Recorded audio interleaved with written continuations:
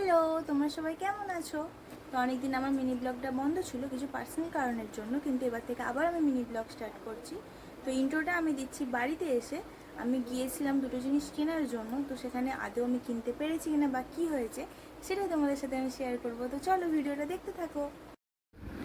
মনে একরাশ আশা নিয়ে বাড়ি থেকে বেরিয়ে তো পড়েছিলাম, কিন্তু একটু একটু টেনশনও হচ্ছিলো যে জিনিসগুলো আদৌ পাবো তো। আর এই দেখো, এটা আমাদের মায়ের মন্দির। যারা পাগলানে থাকো তারা তো অবশ্যই জানো। আর কার কার বাইক রাইড করতে ভালো লাগে অবশ্যই কমেন্টে জানো। আমার তো বাইক রাইড করতে ভীষণ ভালো লাগে। আর আমাদের বাগনান মানেই তো ভিড়ে ঠাসা। তো বেলায় প্রচুর ভিড় হয়, আর সেই দিনও ভিড় ছিল। দেন তারপরে আমরা প্রথমে গিয়েছিলাম একটা মার্বেলের দোকানে, কিন্তু ব্যাড লাক, যেটা নেওয়ার জন্য গিয়েছিলাম সেটা করতেও পারিনি। তাই বাড়ি ফেরার পথে গিয়েছিলাম গ্রেট ইস্টার্নে একটা কুলার নেওয়ার জন্য।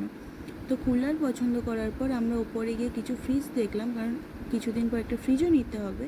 তারপর আমার কুলারটা ডেলিভারি হওয়ার পর আমার ভাগ্যের মতো কুলারটারও একটা দিকে একটু ফুটো ছিল, তাই জল পড়ছিল। আবার বিকেলবেলা বেরিয়ে আমরা রিপ্লেসমেন্ট করিয়েছি।